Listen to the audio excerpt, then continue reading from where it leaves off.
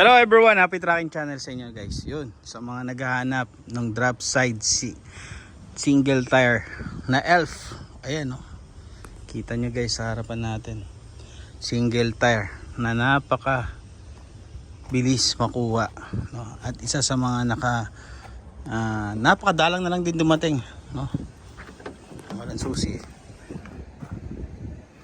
Ayan, available po ito, no? Puntahan nyo. Set na po any schedule, puntahan nyo po tong unit na to.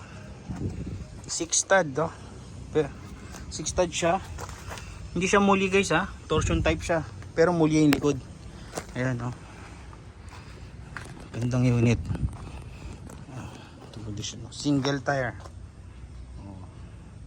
Ito yung mga nire-request nyo guys. Medyo natagalan lang tayo, pero meron dito guys. Electronic type na to, no?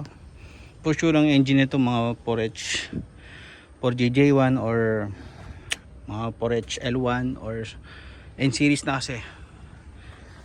So guys, may plaka na rin, pwede na rin i-pull out. May cabin chassis din dito for sale. Wala akong idea sa presyo nito mga cabin chassis guys eh.